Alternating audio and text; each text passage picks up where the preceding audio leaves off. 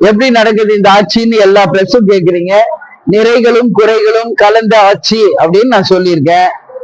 ஏன்னா இன்னைக்கு தமிழ்நாடு முழுக்க நம்ம பார்த்துட்டு தான் இருக்கிறோம் சட்டம் ஒழுங்கு எப்படி இருக்குன்னு.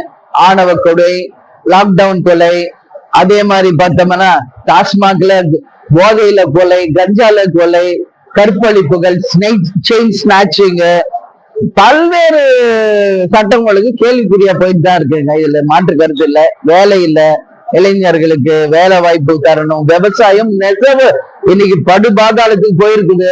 இதெல்லாம் சரி செய்யணுங்க. இன்னைக்கு நான் பாக்குறேன், ஒரு விவசாயி ஒரு நெல்மணியை பூமியில போட்டு அது விளைஞ்சு வர அவங்கள உயிரை கொடுத்துதான் அந்த பயிரை காப்பாத்துறாங்க. ஆனா அதை கொண்டு போய் வைக்கிறது கூட ஒரு குடோன்ஸ் இல்ல நம்ம தமிழ்நாட்டுல.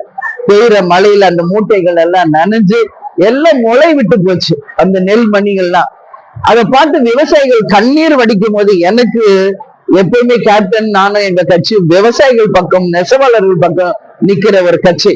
எனக்கு ரொம்ப மனசு கஷ்டமா இருக்கு. இதெல்லாம் ஒரு அரசு தான் இங்க சரி பண்ண முடியும். வேற தனியார் போய் குடோன் போட்டு கொடுக்க முடியுமா சொல்லுங்க? அது எப்படி?